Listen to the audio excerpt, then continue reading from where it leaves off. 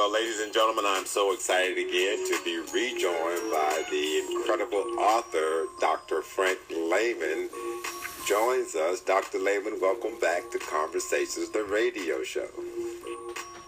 Hi, Andre. I'm glad to be back. It's always an honor and a privilege for me. Now, Dr. Layman, your book, Success Through Logical Thinking, has created quite a stir, but for those who may be unfamiliar with the book, tell us a little bit about yourself, and then let's go into the development of this incredible penmanship. Well, I appreciate the opportunity you gave me last time to talk about it. I love to talk about the book. It means a lot to me. I wrote it in a time in my life where, I was really trying to reach out to people I saw struggling. I'm an Army reservist, and, some of the younger guys I work with,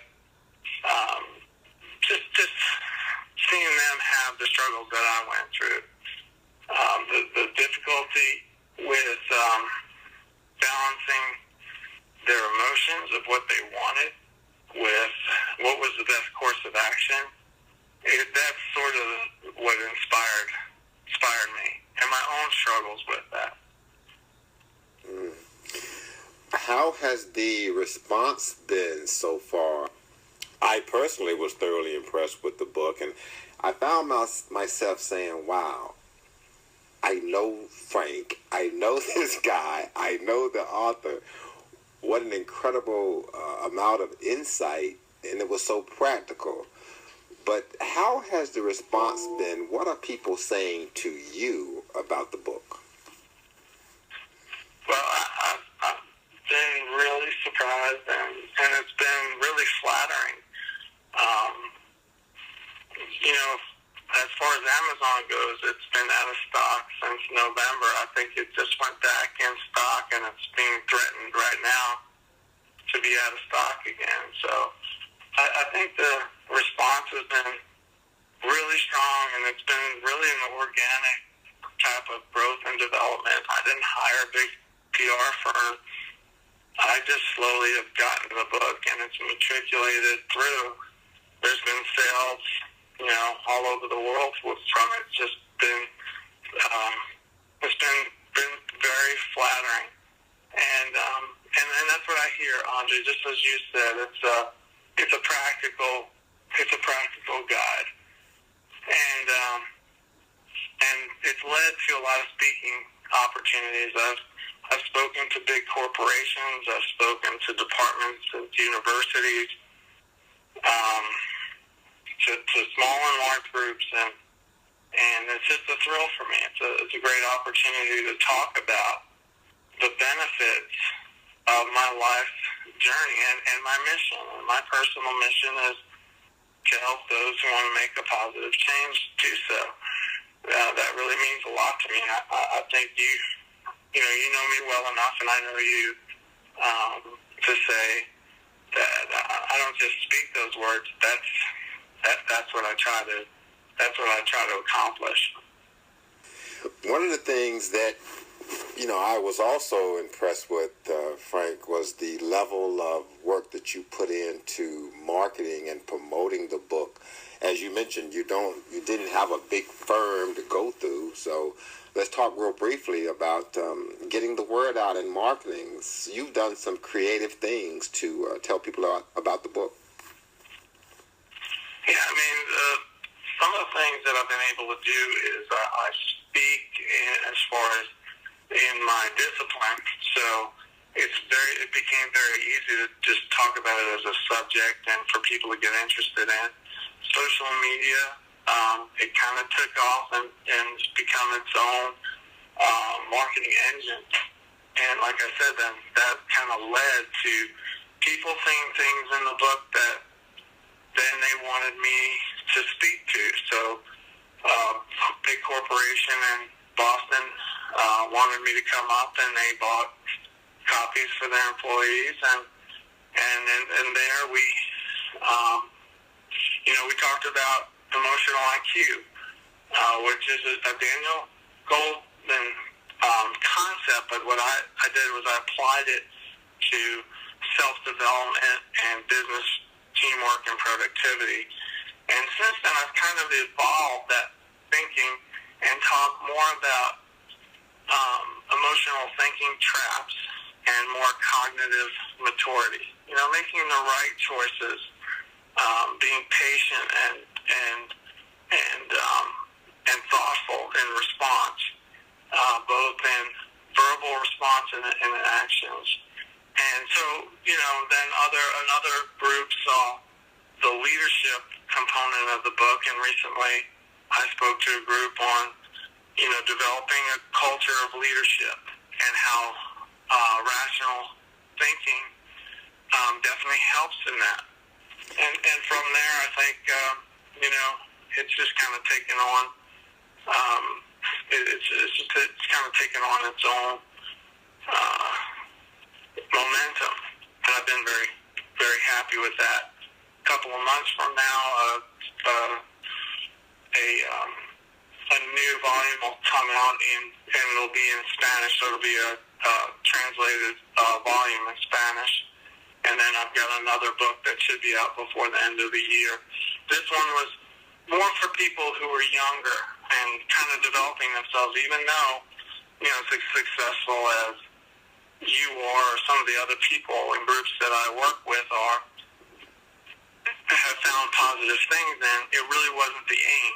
This next book is really for those people who are achieving and they're doing well, but they feel like they're close to their ceiling. How do they creatively break that barrier? You know, Frank, as you mentioned, you know, you and I have known each other for years, and, you know, I get great joy in self-employment. I mean, we've been doing an independent broadcasting firm in multiple markets now for, you know, over 25 years, and I'm excited about it. And I run into people who want to try different things. They have a vision, they have a goal, but a lot of them have this underlying fear and hesitancy, and they don't get to experience successfulness in terms of reaching their mission, reaching their full potential, or even, as I like to say, jumping out there. I tell people all the time, you got to try it. If you're in a position where you can, you got to try it, because you don't want to be 50, 60, 70 years old and you say, I wonder what would have happened if. How do you deal with those that you may encounter who have great potential and have the desire, but have that fear factor where they won't take the steps to move toward their greatness?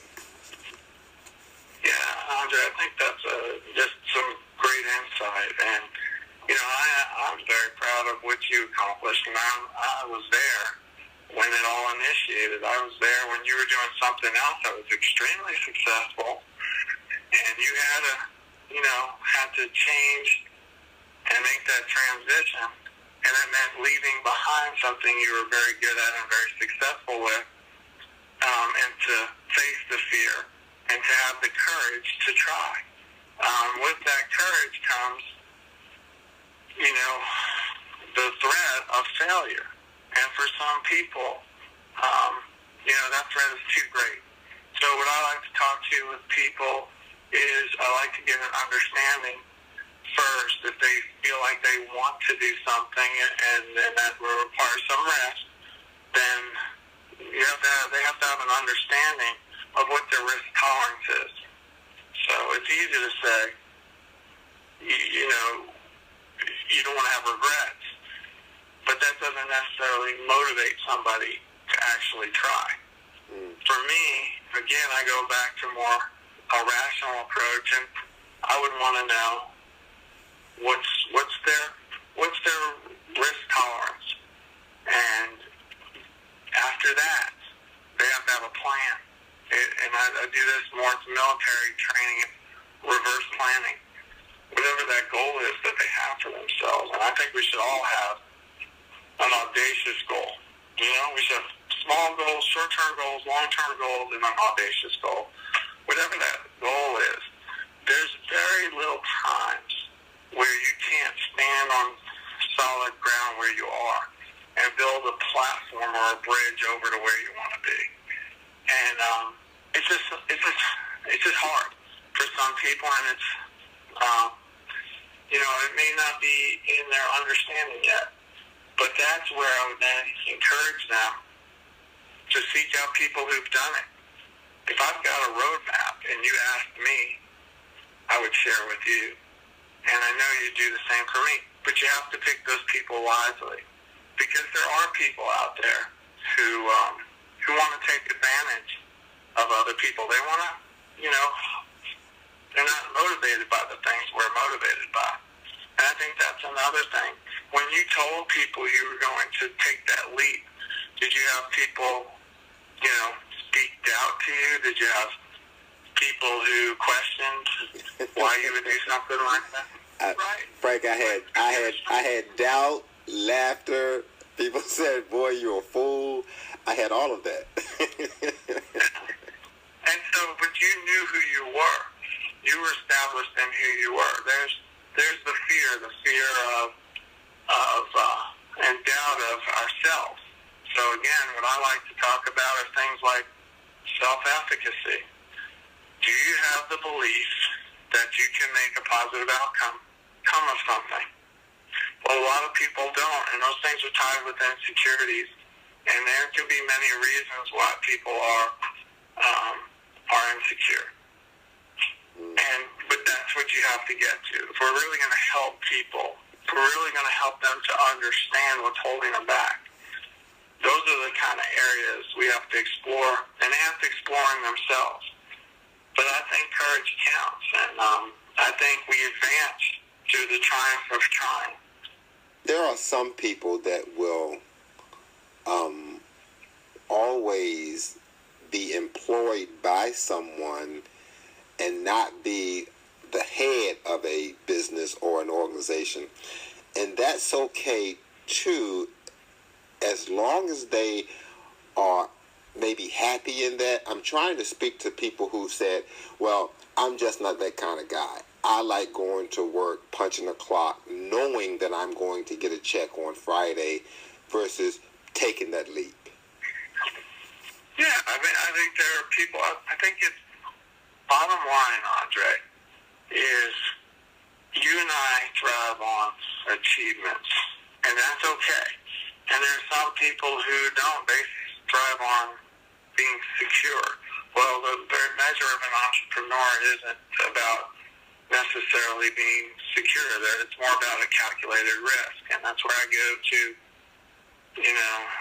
rational thinking.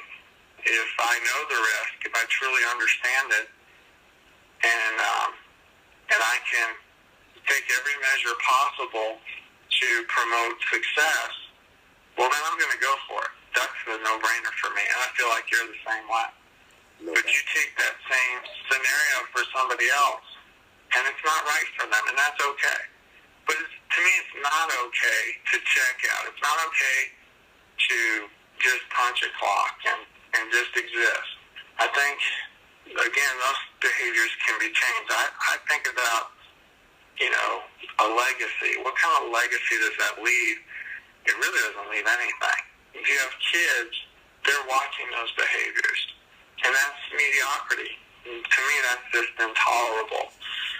So even if you are just working, there is no just working. I feel like everybody is a leader or should take on the role of a leader. They should have a sphere of influence. And this is pretty predominant in what I could talk about in the culture of leadership. So everybody should consider themselves a leader and be willing to act and behave as a leader, whether they own a company, whether they work for a large company and they're just a part of it. There's some positive things that leadership does. Leadership it's not a position, it's an action. And there are many actions and characteristics that make up good leadership. But we don't need a position to be leaders. Well said. Well, Dr.